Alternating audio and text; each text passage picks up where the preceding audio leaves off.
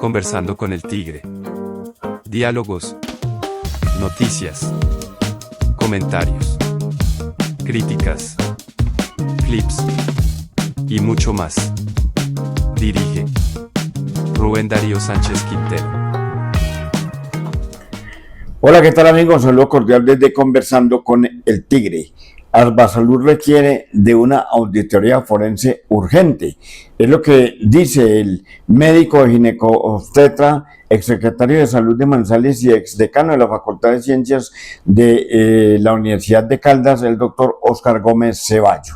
En diálogo con él, nos habló de Arbasalud y de qué será esa atención o qué debe ser mejor esa atención del nivel primario o atención primaria. Escuchémoslo. Sí, precisamente para entrar en materia, pues hay un servicio, llamémoslo así, que es la atención primaria para los manizaleños, hablamos de Manizales en este caso, pues que ha estado bajo un ente rector que es Arbasalud, ¿sí? Una entidad que ha tenido muchos problemas, una entidad que ha sido un nido de burócratas, una entidad donde ha habido corrupción, donde han habido hasta suicidios y demás, y que ahora está pasando por un momento pues muy delicado y que se necesitan soluciones. Y nosotros pues más que hablar de todas esas problemáticas ya ampliamente conocidas y que seguramente habrá que profundizar en ella para encontrar responsables, pero hay que encontrar también soluciones. ¿Cuál es el panorama que usted ve frente a esta atención primaria de Manizales y que ha estado en las manos de Arbasalud, doctor Óscar? Hay un problema muy serio de términos, ¿cierto? Y es que mucha gente, aún gente con responsabilidades para tomar decisiones, confunden la atención primaria en salud con el primer nivel de atención en salud. Qué buena esa claridad. Eso es muy distinto en esas condiciones. O sea, dicen que rebajan la atención primaria como si fuera un primer nivel de atención o como atención básica, y eso no es.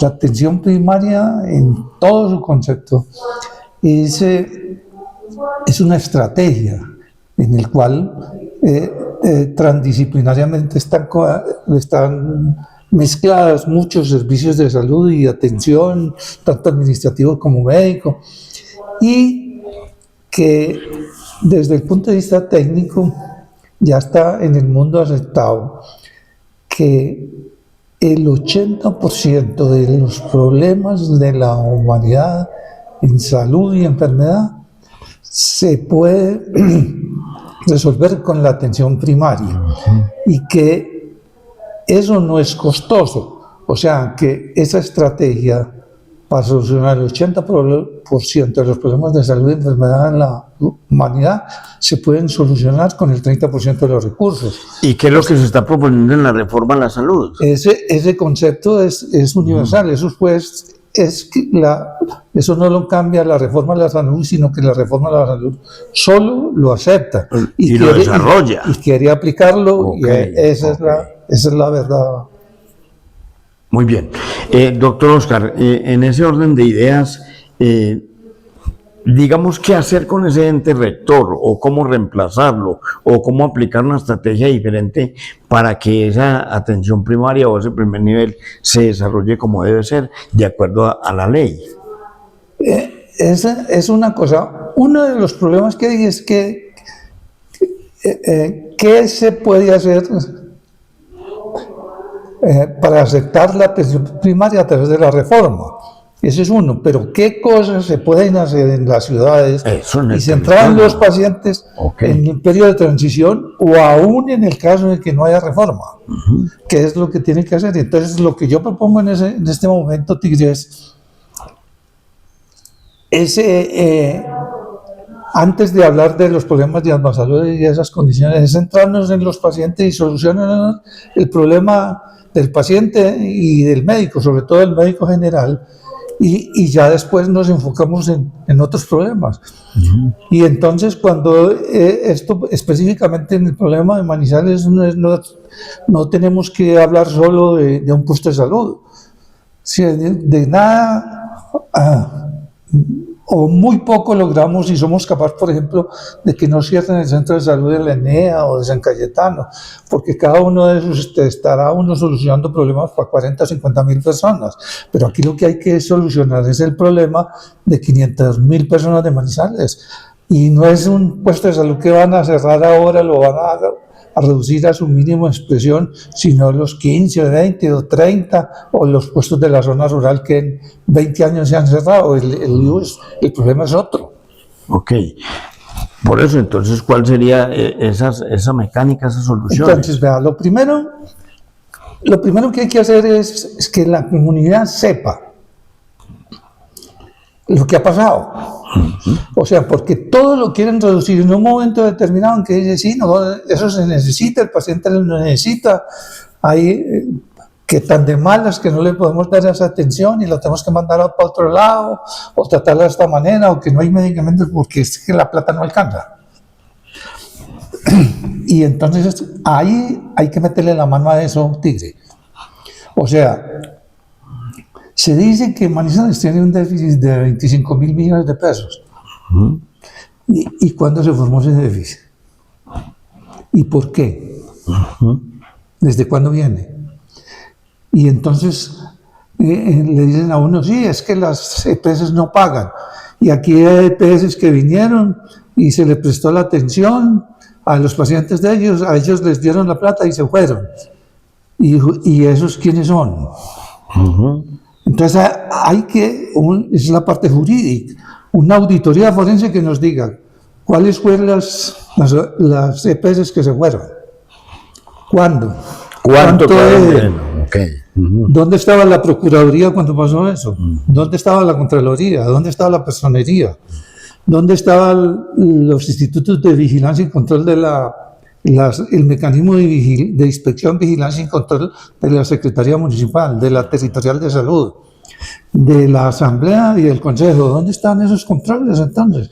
¿Dónde está? Porque hasta donde uno conoce no hay una sola demanda en la Fiscalía que ningún instituto de esas vigilancias hubiera puesto con relación a los que se robaron la plata. Entonces aquí, si se hace una auditoría forense, se va a decir quién se robó la platica, en el bolsillo de quién está esa plata, y ya es distinto hablar con eso. Eso es una cosa de la justicia. Pero cualquier solución que se busque para Manizales sin tener esos datos es una solución coja. ¿Cómo va a decir que se nos robaron 25.000 millones de pesos y que nadie responde por eso? No puede ser. Ok. En esa entidad, pues, esa es una solución que digamos, de tipo jurídica, como usted lo menciona, y para establecer responsabilidades, porque es que no puede ser que pasen las cosas en esta ciudad, en este país, y nadie responda, y todos siguen en las mismas. Aquí hay una administración que estuvo también, el actual alcalde estuvo también hace 12 años, si no estoy mal, también 4 años al frente del Barcelona. ¿Qué ha pasado con todo eso? Creo que esas son las verdades que tienen que salir a flote. Primero, claro que sí. Ya usted conociendo esas condiciones, viene la segunda parte que habría que analizar.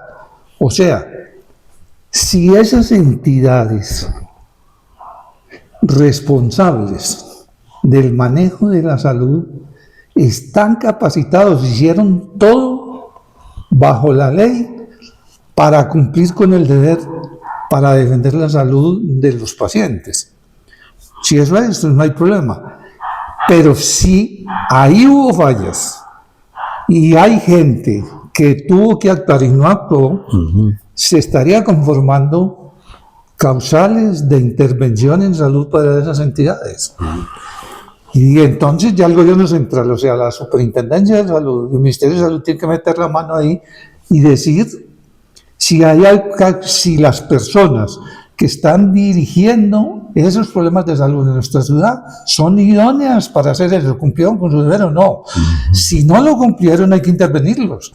Totalmente. Y el problema con la intervención es fregado. Mire lo que está pasando, Tigre, con las intervenciones de esas grandes EPS en el país, que nombraron interventores de una lista de un gobierno anterior y los Y intermediarios ahí que están mandaron los allá resultados. estaban gente corrupta. Ahí está. Entonces, en un momento determinado, hay que poner un mecanismo a funcionar siempre y cuando uno cuente con el personal idóneo para poner a funcionar las cosas, que no nos va a pasar que el remedio sea peor que la enfermedad. Claro que Entonces, ese sería el segundo tema. Dice, la superintendencia viene y conceptúa y sabe si la gente que está manejando la salud de Manizales la debe seguir manejando o la tiene que manejar otra persona. Ok, esa parte ya lo mencionamos, doctor, pues ojalá todo eso se dé, pero mientras esos procesos se dan, una cosa jurídica, mientras una auditoría forense, mientras una intervención, pues la gente sigue soportando la falta de un buen servicio, de esa atención en los diferentes centros de salud que están bajo la tutoría de Advasalud. Es que ese es el problema. Entonces, ¿qué hacer ahí hay las cosas. Entonces, tú quieres llegar al bonche ahí cerquita. Sí. Y entonces, al meollo del asunto. Y entonces, claro que hay que hacer y cosas que se puedan hacer sin necesidad de que exista reforma. Y hay cosas que se tienen que hacer, como ¿cuáles? La territorialización de la atención en salud. Y eso es tiene que hacerla la EPS. Porque mire bien, Tigre, los centros de salud no los cierra el alcalde ni el secretario de salud. Los cierran las EPS cuando no mandan pacientes y no pagan por la atención. No pagan, okay. O cuando ya después de esos mandan los pacientes a atender en otra parte. Y entonces un centro de atención que tenía a cargo 20,000 pacientes, en un momento determinado lo dejan con 1,000. Ajá. Y entonces ahí es donde viene el lío. Y esa orden, entonces, el que cierra el centro de salud es la EPS. Que quede bien clarito. Sí. Entonces cuando van allá, entonces ya la administración municipal no puede facturar X dinero, sino menos, y empieza el déficit. Okay. Y eso lo tienen que solucionar la Superintendencia de Salud y el Ministerio con un decreto que está considerado en la ley, territorialice y dice, el centro de atención de la ENEA va a atender pacientes de la ENEA, y esos no tienen que ir ni a Fátima, ni a La Pelusa, ni a otra cosa, sino que pueden ir de su casa al centro de salud caminando, no tienen que gastar práctica en el transporte. En esas condiciones, los medicamentos le entregan en el mismo sitio, y para eso es solo territorializando.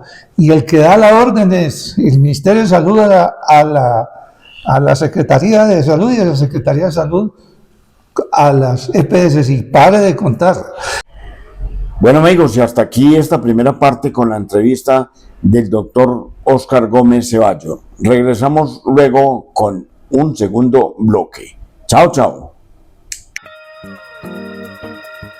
Conversando con el Tigre. Diálogos, noticias, comentarios, críticas, clips y mucho más. Dirige Rubén Darío Sánchez Quintero.